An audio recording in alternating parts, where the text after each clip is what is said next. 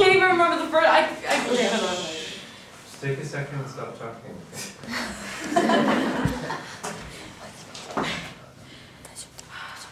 Hold on, I can't even remember the first sentence. Okay, hold on. Okay. Have you actually ever thought about your happiness? Many say that one cannot fully understand happiness until they're forced through adversity, making it necessary to give a conscious effort to possess it. Some people say that it's only like a selfish joy that they get when they feel like they're better than somebody else. Whatever it is, happiness is something that affects almost everything we do in our lives. It's the reason why we have desires, it's the key to motivation, and without it we're pretty much all suicidal.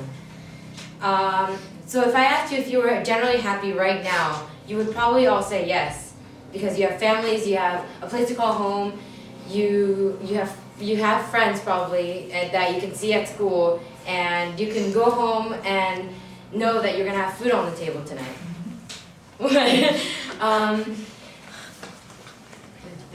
But could you be happier? Even if you're already happy, could you be happier? The answer is absolutely yes.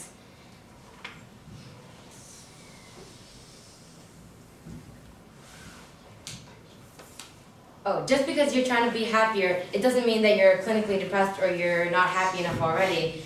It's just that there's always going to be a more to everything. You can never be too nice, you can never be too smart, and you can never be too happy because those things don't have an existing limit. And what I wanted to talk to you about today is about some of the things that I've learned on happiness. And one of the most famous mysteries about happiness is money. Like the saying, money can't buy happiness. Well, the question is, why not? Think about the last time you purchased something. The last thing I bought was bread from the bakery yesterday for my friends, and we all enjoyed it. We were all very happy. So is it true that money can buy happiness? It turns out that it is true that money can benefit your happiness, but only specific types of money spending can deliver your true happiness.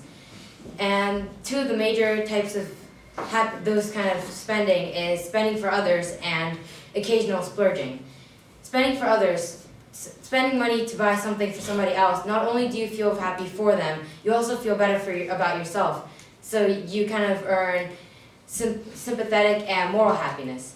And occasional splurging is, rather than spending little every day, it's spending your money on something expensive on an occasion in the form of surprise and rarity, because it feels more special and rewarding.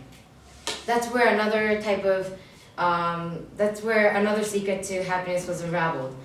The element of surprise was a key to happiness. Even if you're looking forward to something in the future, it probably isn't much of a happy source because you're already expecting it, and by the time it's gotten to you, it would have already become a part of your happiness. That's kind of how it relates to the term YOLO. You only live once. You don't depend on your happiness from the past, or don't try to make yourself happier for the future, but try to live now. As Buddha once said, for the secret to health for both body and mind is not to mourn in the past, to worry about the future, but is to live the present wisely and earnestly. And he's absolutely right. You have to try to forget the past, stop trying to make yourself happy in the future, and try to live yourself now. In school, they don't teach us history, not for us to look at the failures and negativity in our world's past, but for us to learn and reflect from it for the future.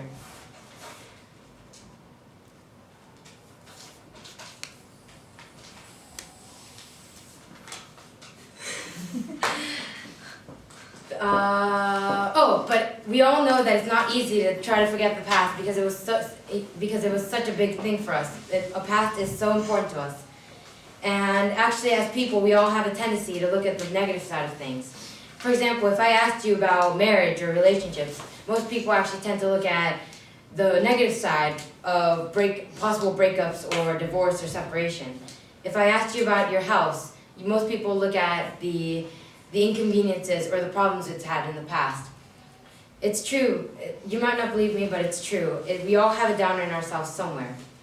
What's fascinating to me about happiness is that even though we all have an innate ability to look at negative side of things, happiness still exists. And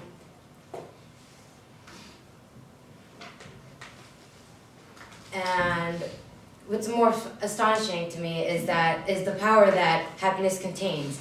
For example, laughter is the best medicine.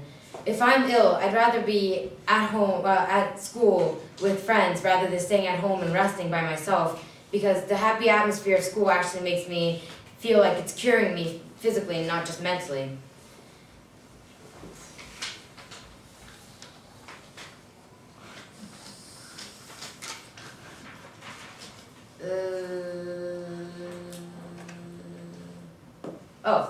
So try to find positivity in everything you do.